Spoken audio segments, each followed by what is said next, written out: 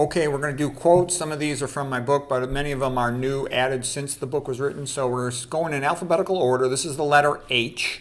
The first one is Lafcadio Hearn. Lafcadio Hearn was kind of a strange guy. He was part Greek, part Irish, blind in one eye, a little bit crazy, rough childhood.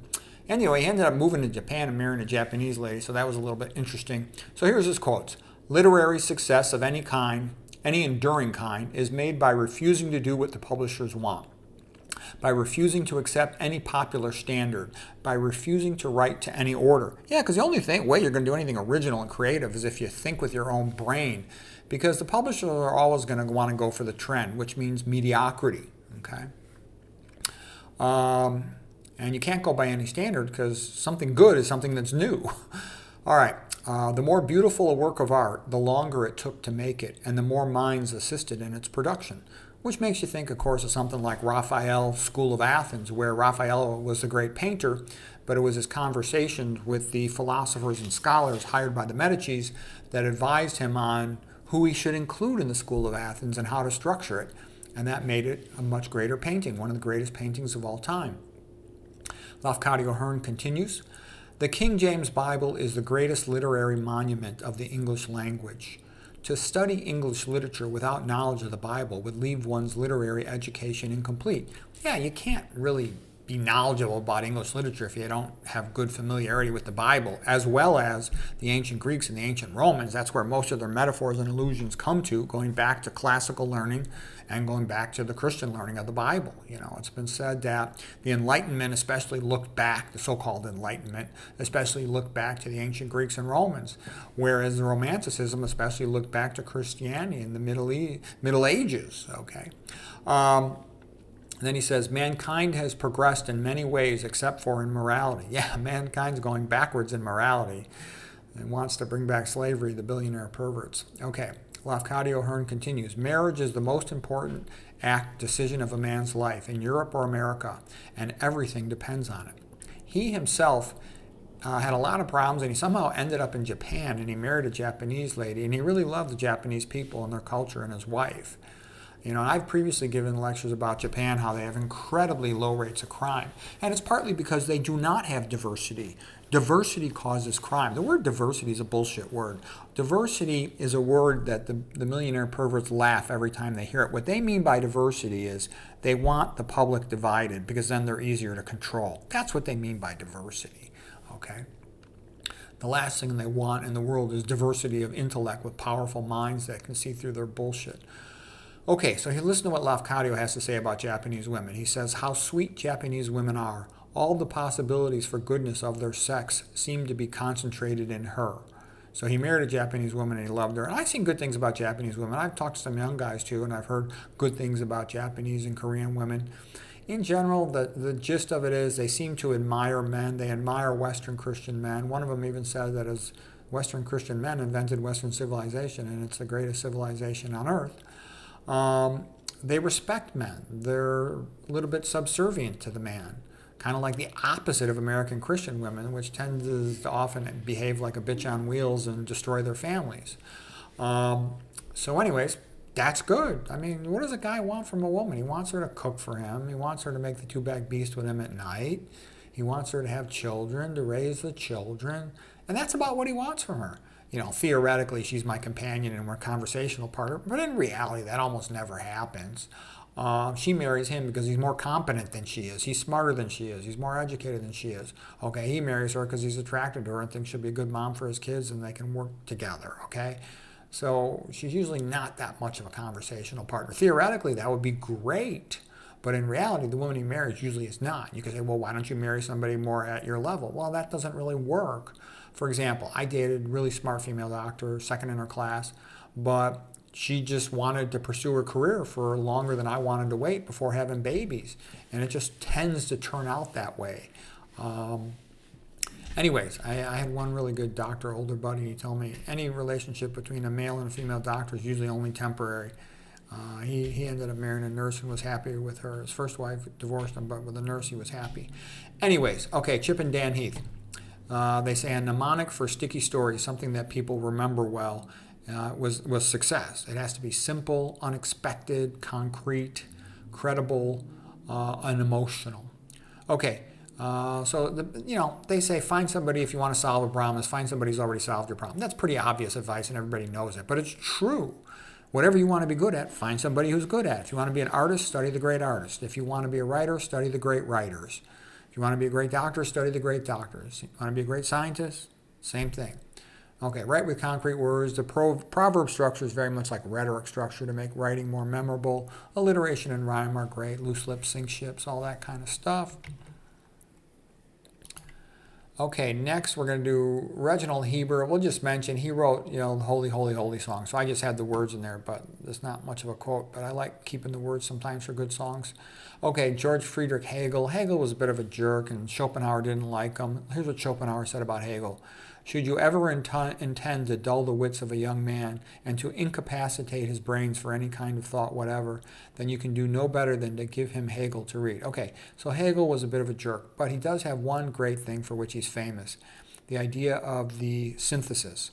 So SYN in synthesis means to bring things together, like synchronize your watches, like a chemical synthesis to produce a new product by bringing things together. Okay, so what did Hegel say? He said, truth is found in the emergent synthesis that reconciles the thesis and the antithesis. So you add the thesis, idea number one, to the antithesis, idea number two, and you produce a new idea called a synthesis. That's a good concept. That's very useful. I use that all the time in my thinking. Other quotes by Hegel, to be independent of public opinion is the first condition of achieving anything great. Yes, right, because public opinion only can go as far as what is already known. So if you want to do something better, it has to be something that public opinion doesn't recognize at first. An idea is always a generalization. To generalize means to think. Passion has always played a role in all great achievements. Yeah, you have to be passionate in the sense of being enthusiastic, so you're energetic and tenacious to pursue it to its completion. It takes a lot of energy to come up with something new. You have to put more effort and more thought into it than anyone else in the world ever has, and that takes a lot of effort. Okay, next we'll do Martin Heidegger, the German philosopher. He lived from 1889 to 1976, and he's a bit of a BS artist. He kind of reminds me of like one of these Eastern thinkers who gives out all these, cones. So cone means like to say something that's not immediately obvious, philosophical, or nonsensical.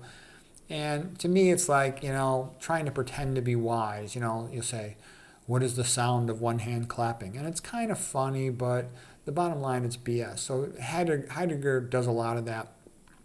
But I do have a few quotes of his that were worth keeping. One of them is, making itself intelligible would be suicide for philosophy.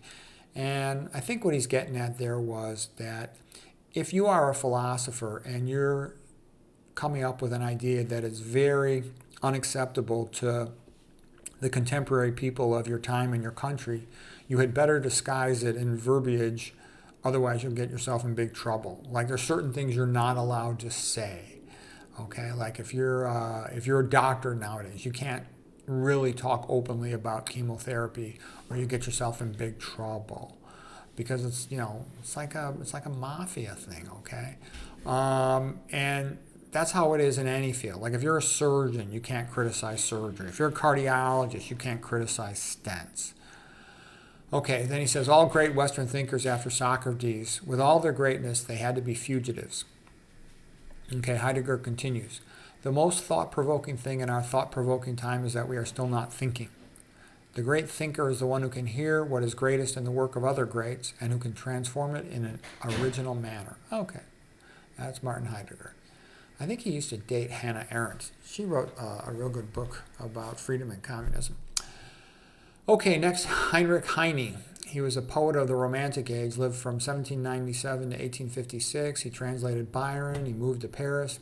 So here's his quote. Experience is a good school, but the fees can be high. Yeah, you know what? Young men, we need our fathers to teach us stuff. My dad kind of pissed me off because, he was a good man. He was a very good role model for me, and I'm grateful to him for that. But he should have been teaching me things like, how do you start a business? How do you become rich? I would have figured things out a lot faster if I had good teaching, or get me to people who could teach me. He just didn't know. He grew up on a dirt floor in Ireland, so he really didn't know much about America or getting ahead. He just lucked out that at the time he got into medicine, the money was great. but he didn't really do much to figure it all out. He just lucked out. Okay, Heine continues. Wherever they burn books, they will also, in the end, burn human beings. Scary, but true. Like they're trying to get rid of the Bible. They're trying in England to get rid of the words husband and wife because they think that's that's discriminating against non-traditional marriage. Okay, they want people to only be allowed to say partner or spouse. No, husband and wife has been around since the beginning of time on earth, since Adam and Eve. Okay, we should keep those words. Heine continues. People in the old days had convictions. You moderns only have opinions. It takes more than opinions to build a Gothic cathedral. Yeah, they would start working on a Gothic cathedral, and often it would take over 100 years to build. So you got to believe what you're doing is valuable to be willing to do something that you know you'll never be able to see it finished. Heine, a daring beginning is halfway to winning. Robespierre was nothing but the hand of Rousseau, the bloody hand whose soul Rousseau had created. Yeah, the French Rev, 1789 to the 1790s was evil. It was totally evil. When you look at it, it's very much like, Soviet Russia, in 1918. Okay, it was totally evil. Okay, next we're going to do Robert Heinlein. He was a science fiction writer, pretty popular in the old days, like 1960s and 70s. Okay, so here's Robert Heinlein quotes.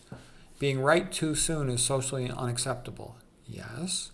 The human race divides itself politically into those who want people to be controlled and those who have no such desire. Yes. So if you believe in the Constitution and in Christianity and in capitalism, you want man to be free because that makes everything better for everybody. But if you believe in modernism, you want to bring back slavery with all this gaslighting nonsense. Okay, Heinlein continues. A generation which ignores its history has no past and no future, which unfortunately is much of the younger generation of today. And it's not completely their fault. The public schools hide all this stuff from them. Okay, now here's another one, a good one. Reason is poor propaganda when opposed by the yammering, unceasing lies of shrewd and evil and self-serving men. Yeah, the billionaire perverts who run the world, they own all the midstream media, and it just pushes out lie after lie that the typical stupid pro-chump will believe. And, even though there's people out here on the internet telling the truth, it's hard for these small voices to compete at all with the public pros. But, you do what you can, and hopefully things will get better and will improve. Okay, Heinlein continues. Secrecy is the cornerstone of tyranny. Not force, but secrecy and censorship.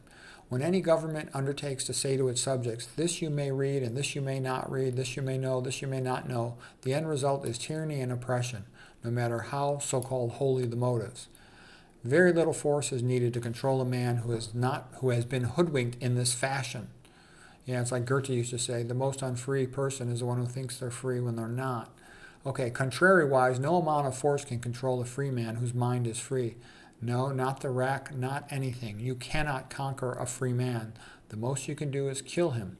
And that's very much like what they used to say about Soviet communism. The Soviets were interviewed, and they said that, the only people we can't control are the Christians, because the Christians have the mind of a free man. They're not putting their allegiance and their authority in God. Their allegiance in the ruler. Their allegiance in who they accept as authority is Jesus Christ. And because of that, they're not so easy to control. And that's why they make things better. Because they have a good moral foundation and good goals in mind. They know what great art is. They know what great literature is. They know what great architecture is. They know what truth and fairness is. Okay, Robert Heinlein continues. All men are created unequal. Ignorance is curable. Stupid is forever. Happiness comes from being able to work long hours doing something that you think is worth doing. If the universe has any purpose more important than topping the woman you love and making a baby with her help, I've never heard of it. You can sway 1,000 men quicker by appealing to their prejudices than you can convince one man by logic.